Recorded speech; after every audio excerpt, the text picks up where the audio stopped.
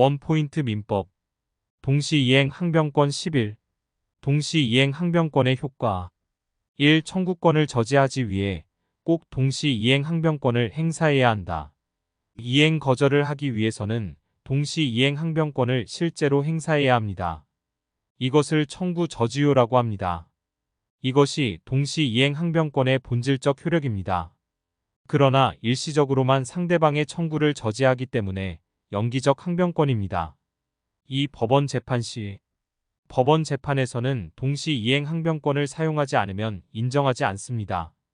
동시이행 항변권을 사용하지 않으면 효력이 없습니다.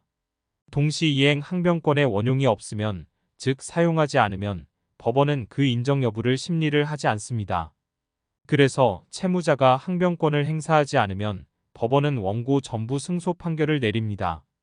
반대로 채무자가 항변권을 행사하면 일부 인용 판결, 다른 말로 상환급부 판결, 즉 채권자 일부 패소 판결을 내립니다. 상환급부 판결이란 서로 이행하도록 판결 내린다는 말입니다. 선지 보겠습니다. 채권자의 이행 청구 소송에서 채무자가 주장한 동시이행의 항변이 받아들여진 경우 채권자는 일부 패소 판결을 받게 된다. 옳은 선지입니다. 3. 지체 저지효, 당연효에 대해서 알아보겠습니다. 채권자의 청구권에 대해서는 동시이행 항변권이 행사해야만 거절되지만 이행지체는 동시이행 항변권이 있다고 말하지 않아도 당연히 이행지체가 생기지 않습니다. 이것을 동시이행 항변권의 이행지체 저지효, 당연효라고 합니다. 그래서 동시이행 항변권자가 행사를 해야만 발생하는 것이 아닙니다. 선지 보겠습니다.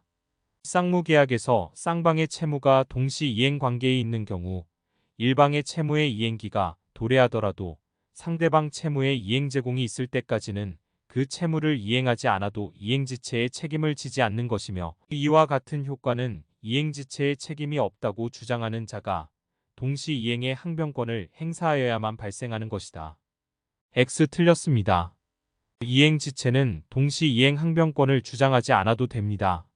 4. 이해지체 저지효 예외.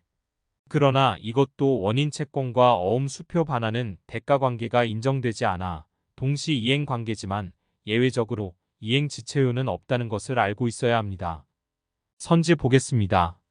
갑이 을에게 공사 대금 채무의 지급을 확보하기 위한 수단으로 약속어음을 발행한 경우 공사 대금 채무의 변제기가 도래하더라도 을이 위 약속어음을 반환하지 않는 이상 지체 책임을 부담하지 않는다. X 틀렸습니다.